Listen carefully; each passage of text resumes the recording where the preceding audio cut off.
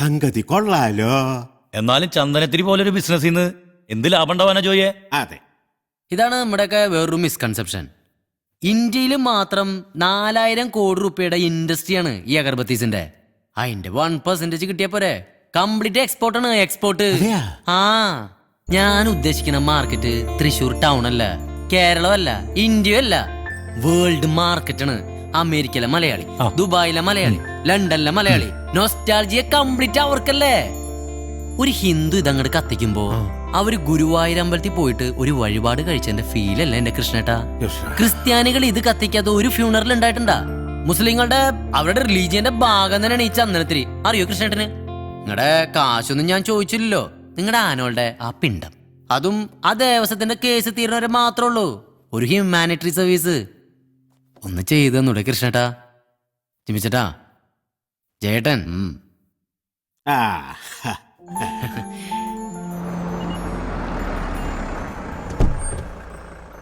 അതേരാ. ഇതിലിപ്പോ എന്തുട്ടത്ര ആലോചിക്കാൻ? അടുത്ത കൊല്ലം പൂരത്തിന് കാട്ടാളം നമസ്കാരം തെക്കോട്ടിറക്കത്തിന് ഉണ്ടാവും. അതൊരു തീരുമാന. ഞാൻ അതേ ജയന്റെ അടുത്തെത്തി. എന്നിട്ട് എന്ത് പറഞ്ഞു? നിങ്ങളുടെ ലെറ്റർ കേട്ടില് ഒരു കൺസെന്റ് എഴുതി തന്നാ മതി, കോടതിയിൽ അത് ഗുണാവും. മായിട്ടെന്നാ ശരി എന്നാ കാണപ്പോ. ഓക്കെ. അതിന്റെ ഇടയ്ക്ക് ആരന്റെ 60 പറഞ്ഞ? പാകിസ്ഥാനിന്ന് ചോദിച്ചിട്ട് കൊടുത്തില്ലേ ഞാൻ? എന്നാ 60 കൊടുക്കും ഞാൻ. ആന എനിക്ക് വേണം. നീ ആ സാധനം വെച്ചേ. ശരി ശരി. തോമസ് ഏട്ടാ 10 മണിക്ക് വരാന്നുണ്ട്. ഇപ്പോഴാണ് വരണേ? പോയതാ പുണ്യാളം ജോയിലടാ. അതെ, തോമസ് ഏട്ടൻ അറിയാവനെ? ജാതി പുല്ലേട്ടാ, നോക്കിയേ.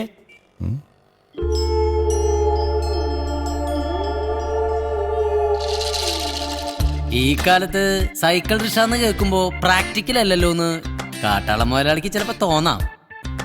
പക്ഷെ ഒന്ന് നോക്കിയേ, ഇങ്ങനെ തുറന്നാണ് നമ്മുടെ പുതിയ ബിസിനസ് ഐഡിയ. യാത്രക്കാർക്ക് ഇരിക്കാൻ നല്ല ടോപ്പ് കുഷ്യനുള്ള സീറ്റ്, വായിക്കാൻ മാഗസിൻസ്, പിന്നെ സോഫ്റ്റ് ഡ്രിങ്ക്സ്. പക്ഷെ അതിന് എക്സ്ട്രാ വേറെ പേ ചെയ്യണട്ടാ. ഇതാണ് നമ്മുടെ കാട്ടാളൻ റിക്ഷാസ്. ഒരു ഓട്ടോറിക്ഷനെ വെച്ച് കമ്പയർ ചെയ്യുമ്പോ എന്തൊക്കെ ഫെസിലിറ്റീസാണ് നമ്മൾ കൊടുക്കണേ? ഇതൊന്നും ശരിയാവില്ലേ? നീ ഇത് കൊണ്ടുപോയ മോനെ. ഞാൻ പറയട്ടെ. ആദ്യം തന്നെ നമ്മള് ഗ്രാമങ്ങളിലെ റെയിൽവേ സ്റ്റേഷനിലും ബസ് സ്റ്റേഷനിലും 5 കാട്ടാള റിക്ഷാസ് ഇറക്കണം. ഓട്ടോ കാശിന്റെ 3 കൊടുത്താ പോരെ?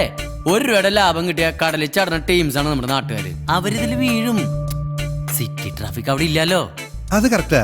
ഒരു 10 കൊല്ലം കൊണ്ട് ഇന്ത്യ മുഴുവൻ കാട്ടാളന്റെ കൊടി പറപ്പിക്കണം നമുക്ക്.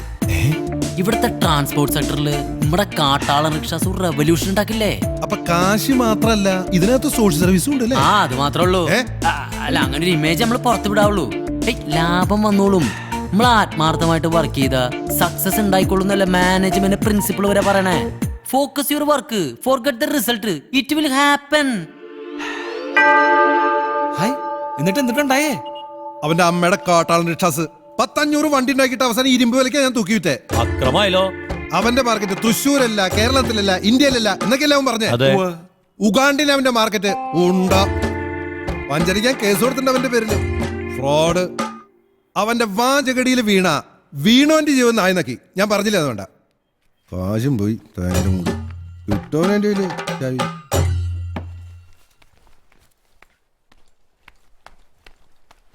അനു, ജോയ്, നീ ഇവിടെ ഇരിക്കുക. ഞാൻ ഫാക്ടറിന്ന് ഓഫീസിലേക്ക് വന്നപ്പോഴേക്കും നീ ഇങ്ങോട്ട് പോകുന്നു പറഞ്ഞു. അവിടെ വെയിറ്റ് ചെയ്യാറുന്നില്ല ഞാൻ പറഞ്ഞവരെ? വഴിയിൽ അങ്ങനെ തല ഇറങ്ങി വീണിരുന്നെങ്കിലോ? അത്രക്കൊന്നും ഇല്ല.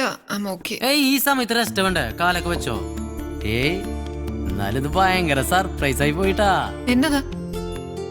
ഒരു സർപ്രൈസ് ഇങ്ങോട്ട് തരുമ്പോ വേറൊരു സർപ്രൈസ് അങ്ങനുണ്ട്. ജോയ് എന്നേക്ക് പറയുന്നേ?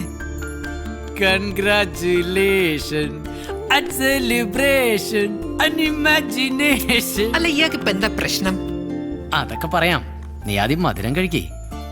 1 മന്തായി ഞാൻ നോട്ട് ചെയ്യണം നിന്റെ മോന്തയ്ക്കൊരു പെയിൽനെസ് ഇട്ടാ.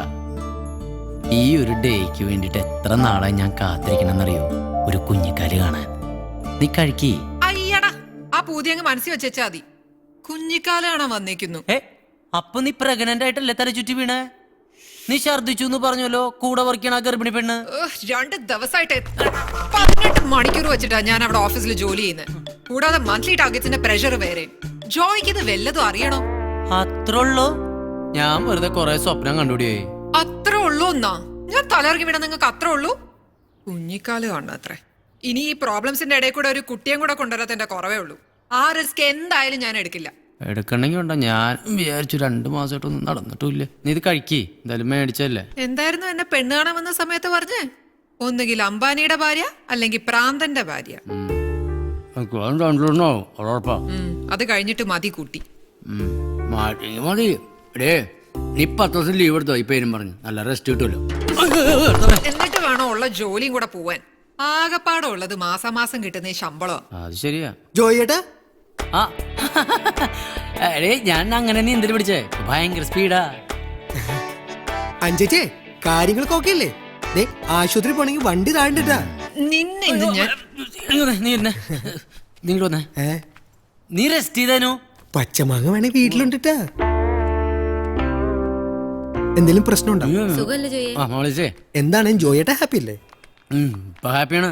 ആകെ പേടിച്ചുടാ, സംഭവം മറ്റാണെന്ന് വിചാരിച്ചിട്ട്. അപ്പൊ ഇല്ലേ ഒരു തേങ്ങയില്ലേ, ഇത് ഓവർ സ്ട്രെയിൻഡാ. ഗ്രീനുവേ, ഓ ഫസ്റ്റ് നൈറ്റിൽ ഞാൻ അനുവിന്റെ അടുത്ത് വെച്ച കണ്ടീഷൻ എന്താണെന്ന് അറിയാം നിനക്ക്? എന്തുട്ടാ? മോളെ അനുവേ, നമുക്ക് ഫസ്റ്റ് ഒരു കുട്ടി ഉണ്ടാകുന്നതിന് മുമ്പ് 1 crore ബാങ്കിൽ ബാലൻസ് വേണട്ടാ. ഇതെന്റെ ഫൈനൽ ഡിസിഷൻ ആണ്.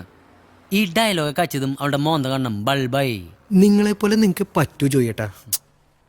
നിങ്ങളെ ഇമിറ്റേറ്റ് ചെയ്ത് പെണ്ണ് കാണാൻ പോയിട്ട് കംപ്ലീറ്റ് നാട്ടുകേസായി. പോവാ, ചോദിക്കാൻ മറന്നൂടാ. അതെന്താടാ പോയിട്ട്?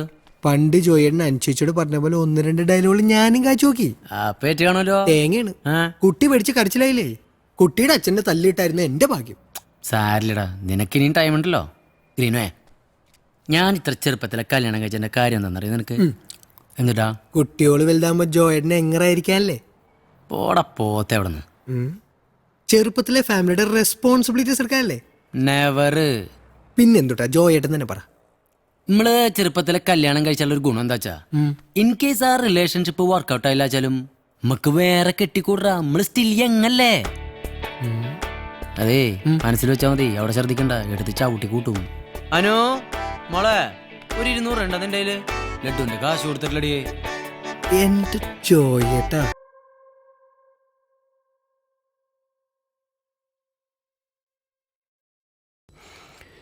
കുഷിക്ക് ശരിയാവില്ലേ ഫാദർ?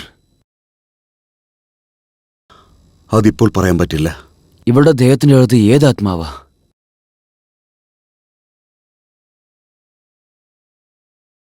കുഷിയും പിന്നെ മേരിയും. നിങ്ങൾക്ക് മേരി അറിയോ? ആ, നന്നായിട്ടറിയാം. എന്ത് അറിയാമായിരുന്നോ?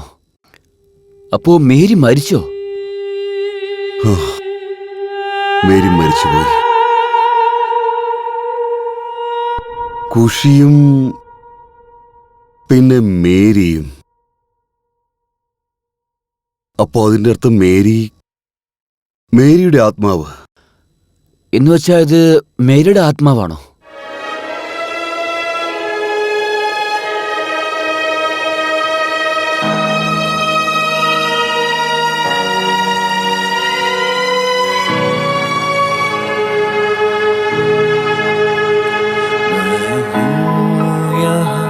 एक राज हूँ बिन जिस्म की अल्फाज हूँ, जो दिल है पर धड़कन नहीं, उस दिल का मैं एहसास हूँ।